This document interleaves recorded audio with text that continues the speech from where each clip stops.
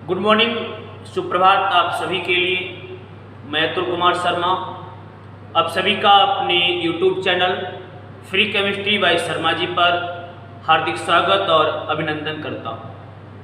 ऐसे सभी स्टूडेंट्स जिन्होंने मेरे चैनल को अभी तक सब्सक्राइब नहीं किया है, सबसे पहले मेरे चैनल को सब्सक्राइब कर लें ताकि मेरे द्वारा अपलोड की जाने वाली वीडियोज़ की नोटिफिकेशन आप सभी को बहुत ही आसानी से प्राप्त हो जाए। स्टूडेंट्स, आज हम लोग अपने इस लेक्चर में जिस पॉइंट को डिस्कस करने वाले हैं वह बच्चों संकरण ज्ञात करने का तरीका है।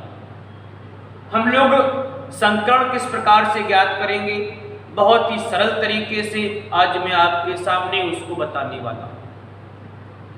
जिस स्टूडेंट्स को संकरण की थ्योरी पढ़नी है, संकरण के बारे में जानना है, तो आप लोग मेरी वीडियोस को देख सकते हैं। मैंने अपनी प्लेलिस्ट में संकरण को समझाया है, संकरण के कितने प्रकार हैं हमने उन सबको भी विद एग्जाम्पल से समझाया है। आज हम सभी लोग संकरण को ज्ञात करने के तरीके को यहाँ पर समझेंगे कि किस तरीके से तरीके को हम लोग जानेंगे, क्या है वो तरीका। चलिए स्टार्ट करते हैं। मैं आपके सामने एक बहुत ही सरल तरीका बताता हूँ। इस तरीके को आप ध्यान में रखिए और बच्चों अपने क्वेश्चन को सॉल्व कर लीजिए। तरीका क्या है, ध्यान से देखिए। H is equal to B plus M plus A minus C upon में बच्चों, ये फार्मूला बच्चों मैंने आपके सामने लिखा है। एक बार इसको रिपीट करके ध्यान से सुनिए। H किसको रिप्रेजेंट करता है? H रिप्रेजेंट करता है हाइब्रिडाइजेशन। किसको रिप्रेजेंट करता है बच्चों? H रिप्रेजेंट करता है हाइब्रिडाइजेशन को, संकरण। अगर हमको संकरण ज्ञात करना है, आप इस तरीके को, इस सूत्र को ध्यान में रखेंगे। मैंने आपके सामने ये सूत्र लिखा है। संकरण बराबर बी प्लस एम प्लस ए प्लस सी अपॉन में डी।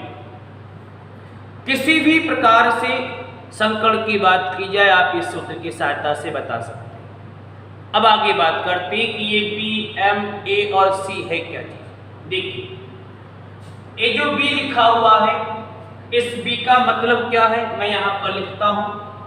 बी आपका नंबर ऑफ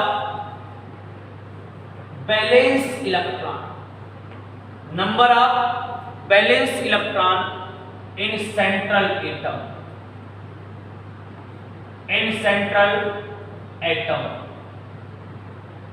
अर्थात केंद्रीय परमाणु में बैलेंसी सेल की यानी बैलेंसी इलेक्ट्रॉन की जो संख्या है उसको बच्चों 20 से रिप्रेजेंट किया गया है। केंद्रीय परमाणु में जो आपके संयोजी इलेक्ट्रॉन है उनकी संख्या को दिखाता है बी। अभी मैं बताऊंगा आपको। उसके बाद बच्चों बात आती एम की। एम क्या चीज है मैं यहां पर लिखता हूं।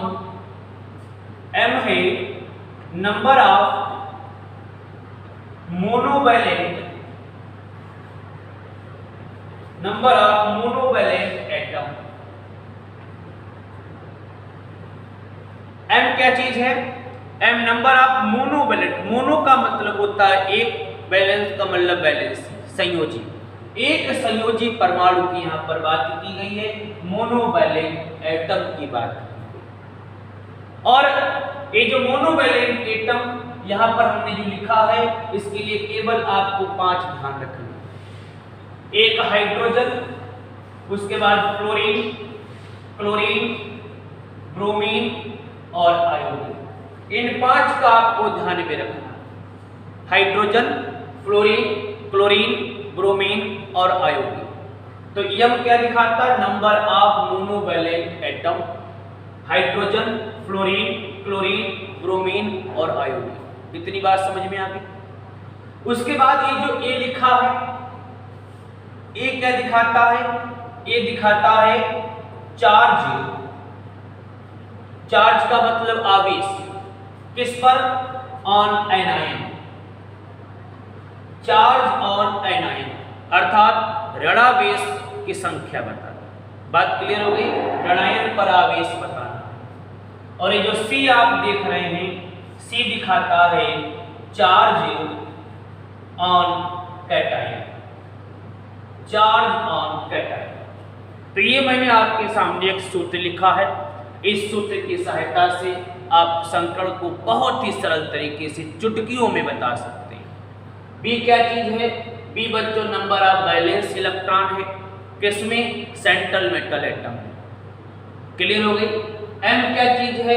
M number of monovalent atom, एक संयोजी परमाणु की बात की है जिनकी संख्या 5 है। हाइड्रोजन, फ्लोरीन, क्लोरीन, ब्रोमीन और आयोडीन। That's clear. आप इनको ध्यान रखना, यही बच्चों आपके क्वेश्चन में लिख करके आएंगे।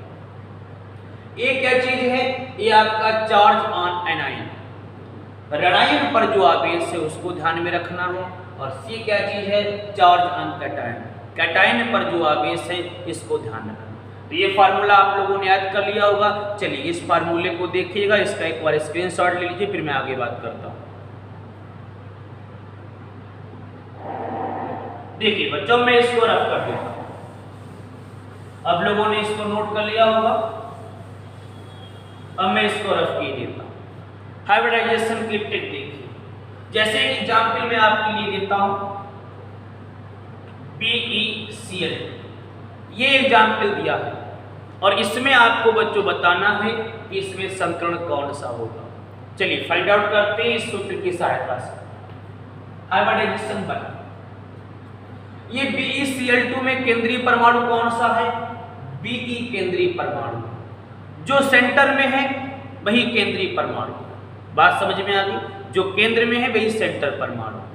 तो सेंटर परमाणु बच्चों Be है और लिखा हुआ number of valence electron. B क्या चीज है? नंबर ऑफ बैलेंस इलेक्ट्रॉन, किस पर? Central metal atom. तो अगर हम लोग इसको ध्यान से देखें तो Be पर बच्चों 2 पॉजिटिव रहता है। कितना पॉजिटिव रहता है? 2 पॉजिटिव रहता है, अर्थात इस पर बैलेंस इलेक्ट्रॉन की संख्या कितनी हो गई? 2 हो गई। तो मैंने यहाँ पर 2 लिख दिया। आगे बात करते हैं। एम क्या चीज है? एम बच्चों नंबर ऑफ मोनोवैलेंट एटम, जैसे हाइड्रोजन, क्लोरीन, ब्रोमीन, आयोडीन। यहां पर मोनोवैलेंट एटम है कि नहीं? जरा फाइंड आउट कीजिए। मैंने 5 आपको लिखा है, मिल गया? मोनोवैलेंट एटम है। कितनी संख्या है? 2 संख्या, मैंने 2 लिख दिया। एनायन है कहीं इसमें? ये यौगिक है, एनायन नहीं है। कैटायन है इसमें? कैटायन भी बच्चों। बात समझ में आ गई? बटे में क्या हो जाएगा? 2 हो जाएगा।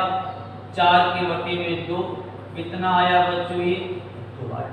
इतनी बात सबकी समझ में आ गई होगी? 2 आया। अब मैं एक तरीका और बताता हूं, इस टेबल को ध्यान में रखना। एक टेबल बताता हूं, टेबल को ध्यान में रखना।